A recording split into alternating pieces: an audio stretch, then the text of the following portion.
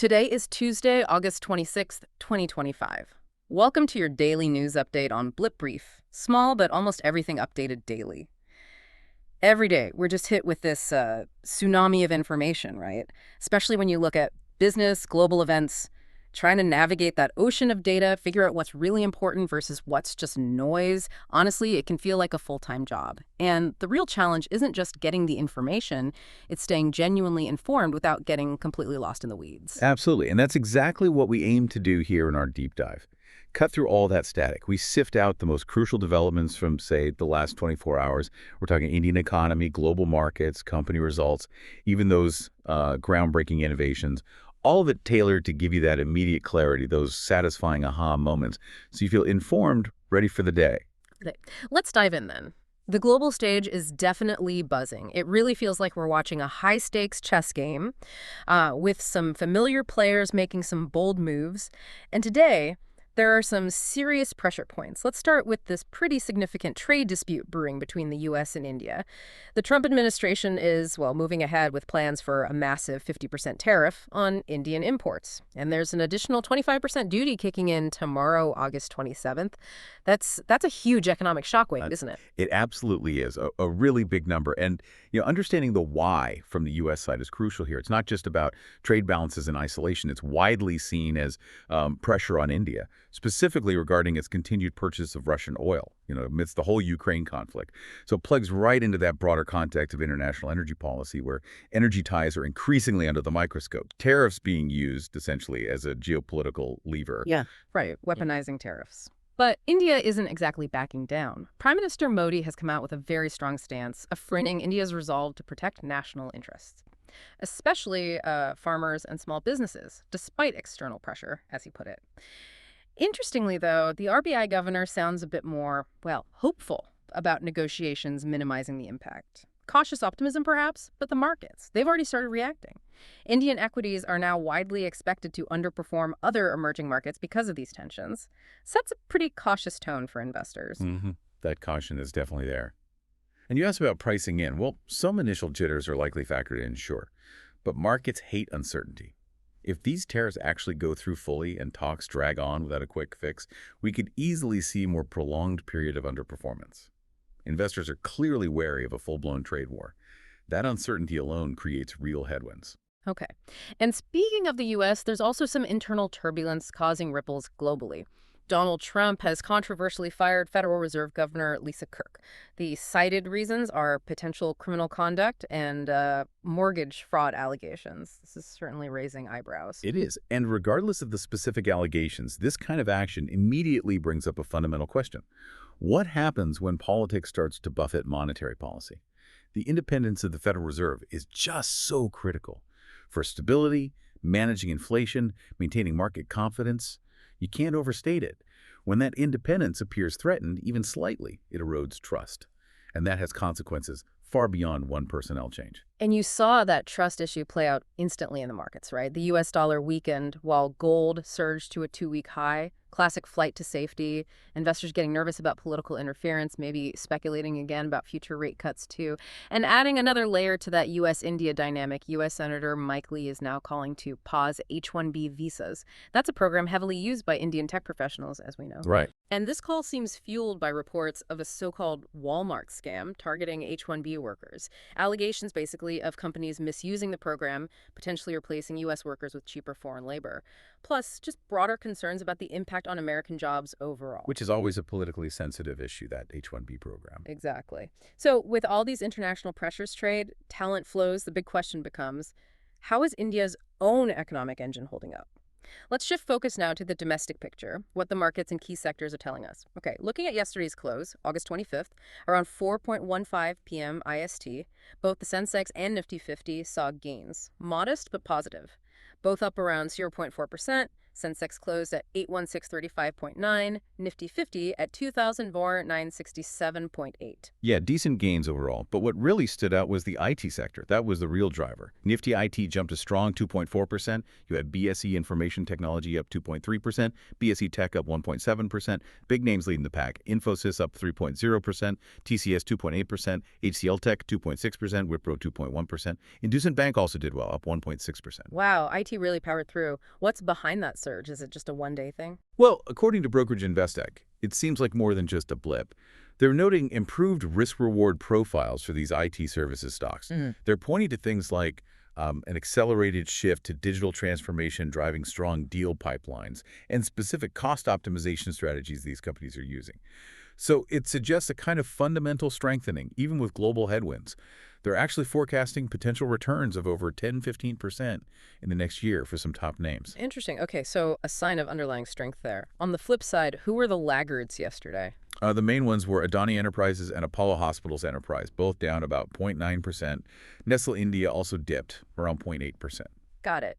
And looking ahead to today, Tuesday, you mentioned the Qs are a bit more cautious. Yeah, slightly. Gift Nifty was trading a bit lower earlier, and the Nikkei in Japan was down about 1%. Right. So suggests maybe a more subdued opening for Indian markets today. Okay, now, beyond the daily stock movements, the bond market often gives us a longer-term view, right? What are yields signaling? Well, yields have hit a 5-month high. The chatter is about fiscal slippage worries. Meaning concerns the government might miss its budget deficit targets. Exactly. And what's quite telling is that a well-known Indian long bond bull, someone usually very optimistic about long-term government bonds, has significantly cut holdings of the 7.3% 2053 paper. That's a key long-term government bond. The reason cited: concerns about oversupply. It definitely signals a shift in sentiment among some big players. Okay. And currency, the rupee. It gave back its early gains yesterday, settled 4 pays lower at 87.56 against the U.S. dollar. Seems like it was mainly influenced by the stronger dollar globally and recovering crude oil prices. Right. Now let's look at the broader economic policy picture in India. Some positive news from Fitch Rating. Yes, Fitch retained India's BB sovereign credit rating, that's investment grade, and they kept the outlook stable. They're projecting FY26 GDP growth at a pretty solid 6.5%, so acknowledging that resilient growth, even with those fiscal risks we mentioned. Good to hear. Now we're also hearing talk about GST cuts, maybe by mid-September. That's the anticipation. And traders are apparently pushing for them to come in before the festive season really kicks off. They're worried about losses, especially since there are reports that durable goods sales have already taken a hit because people are waiting for the cuts. Ah, the anticipation effect. Makes sense. And there's also a plan to overhaul the mining laws. Yes, a comprehensive overhaul of the Mines and Minerals Act of 1957. It's part of the government's longer-term Viksit Bharat 2047 goals. The aim seems to be streamlining and modernizing that whole sector. Crucial area. Definitely. And in banking, what's happening there? Well, the RBI is looking at ways to expand bank credit, get more lending happening. Yeah. And you have the SBI chairman, C.S. Setty, making a case for more regulatory flexibility, specifically to allow local banks to fund more corporate M&A deals, mergers and acquisitions. Okay, pushing for growth, but is there a counterpoint? Any concerns? There are. If you connect the dots, while pushing for credit growth and M&A is one thing, banks and MBFCs, the non-banking financial companies, are also seeing rising stress, particularly in loans to micro, small, and medium enterprises, the MSME segment, and also in vehicle loans. So it suggests a need for, careful balancing. Promoting growth, yes, but also managing risk to avoid problems down the line. Right, managing that risk profile. Also, some news on pensions for government employees. Yes, a small but significant change. A new one-time, one-way switch facility. It allows central government employees to move from the older unified pension scheme to the national pension system, the NPS. More flexibility there. Okay. Now, moving beyond government policy, let's look at what corporate India is up to, some big investment plans. Definitely. Bharat Petroleum, BPCL, is planning a massive investment up to 95,000 crore. They want to build a brand new greenfield oil refinery and petrochemical complex down in Andhra Pradesh. Huge project. And IREDA, the Indian Renewable Energy Development Agency, they fund green projects.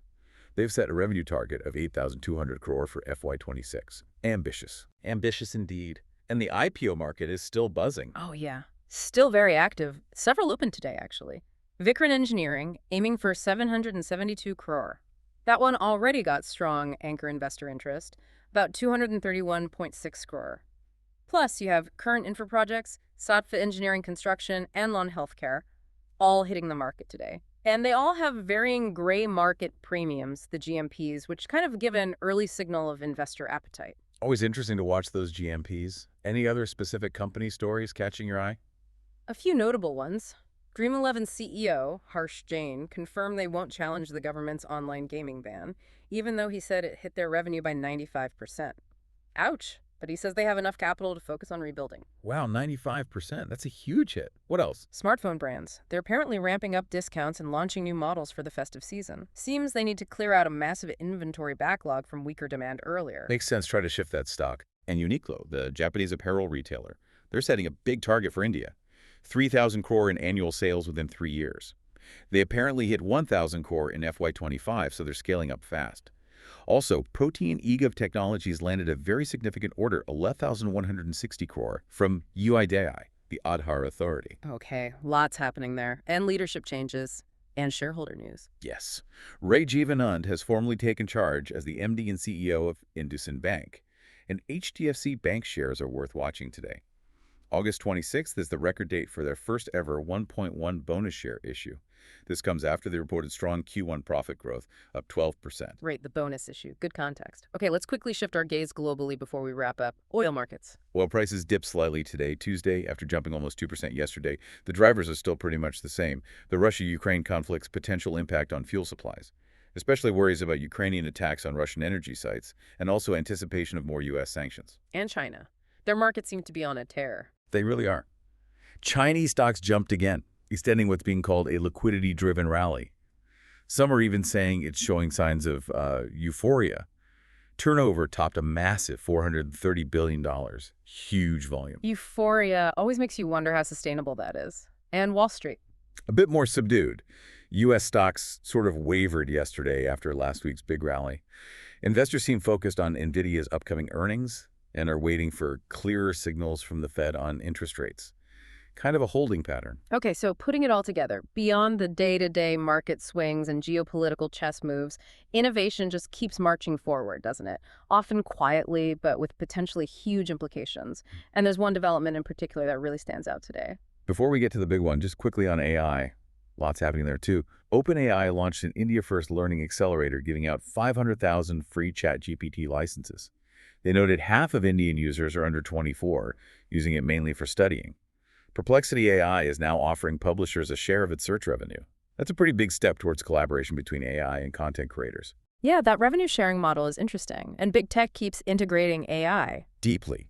Apple's reportedly talking to Google about using Gemini for Siri's big AI upgrade planned for 2026.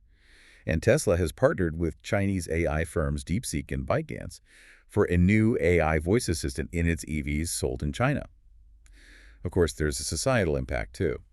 AI-driven layoffs are unfortunately expected to continue globally and in India as companies restructure their workforces. Right, the workforce impact is undeniable, but the big innovation nugget you wanted to highlight. Yes, it's about ultra-low-power AI chips. Comes from the world of spintronics. See, for ages, something called electron spin loss was just seen as waste, energy just dissipating uselessly in these tiny devices. Okay, lost energy, so what's the breakthrough? Scientists have figured out how to actually harness that supposed waste.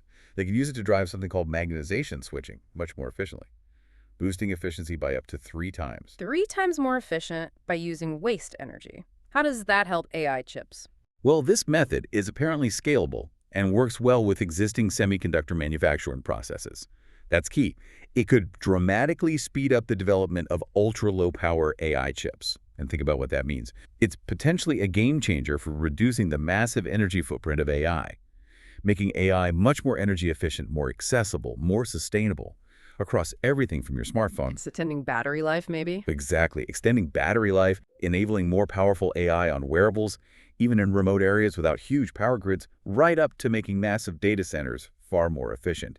It lowers the energy barrier significantly. So quite a journey today. We went from those high-stakes global trade tensions, the U.S.-India dynamic, through the resilience and the buzz of the Indian economy, its markets, the corporate moves, then spanned across global currents and landed on this potentially revolutionary tech breakthrough in low-power AI. It really connects, doesn't it? Yeah. And maybe the final thought for you to consider is that ripple effect. If that energy barrier for advanced AI processing really does drop dramatically, what new possibilities suddenly open up for every industry? For startups, even just in our daily lives, what will you create when intelligent systems become so much more efficient and maybe ubiquitous? A powerful question indeed. Something to definitely mull over. We'll be back tomorrow with another deep dive.